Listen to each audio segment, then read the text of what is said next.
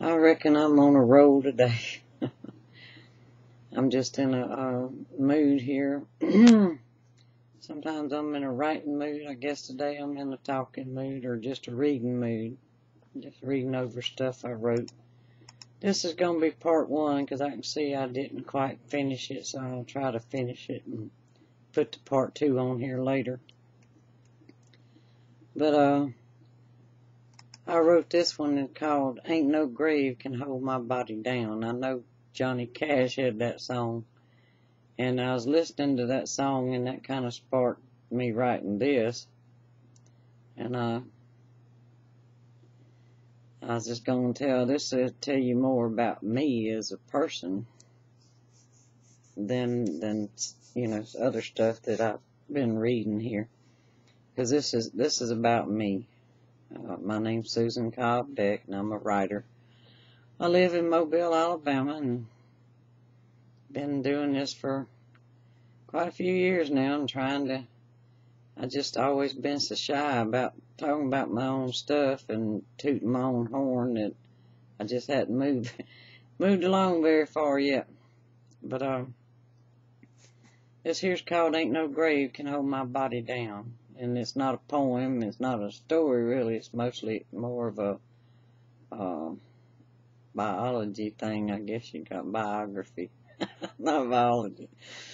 But I had wrote this, I'm going to read it just how I wrote it. And I'm just going to try to be me.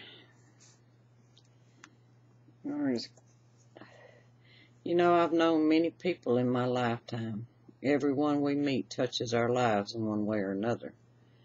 For the most part, I have had a good life.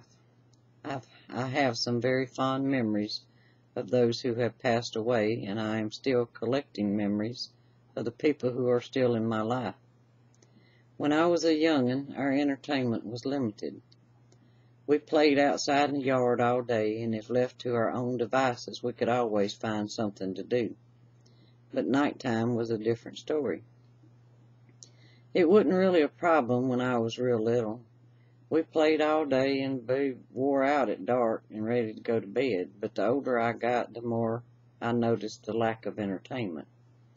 We didn't have a television set until after we moved to the main nursery there in the heart of Sims. I was about 11 when we moved there. Storytelling was a big part of life back then, and I grew up listening to some of the best storytellers there ever was. They are very inspirational in my writing now. Many times as I write, I can hear them speaking, telling the stories in my head. It feels as if they are standing behind me, looking over my shoulder, guiding my fingers and my mind. Oftentimes it feels as if the ones standing behind me, filling my head with their stories, are the ones I never met, those who died years ago. The house we moved to on the main nursery in Sims was haunted. I think it was probably the first haunted house we lived in.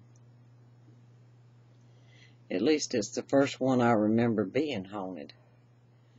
At least the ghosts there were kinfolk, so I was not afraid of them. Mostly I was just curious about them. My grandfather was shot to death in that house, but I never saw his ghost. We just heard his voice occasionally as he hollered, "Hey, Hal," which was what he called Daddy. The only ghost I saw was a woman in white. She would stand at the foot of my brother's bed, watch over him for a few minutes, and then fade away. I've often wondered if she was my grandmother, my father's mother, who died when Daddy was just 10. I also saw the ghost of one of our dogs that got ran over. I saw it jump up on the porch and run in the front door. It disappeared as it went through the doorway into the bedroom. That's a true story. I love old people, dogs, and little children too, probably in that order. We can learn a lot from old people if we listen to them. They have experienced life. They're a history lesson in life. They know what things we were like before we were born.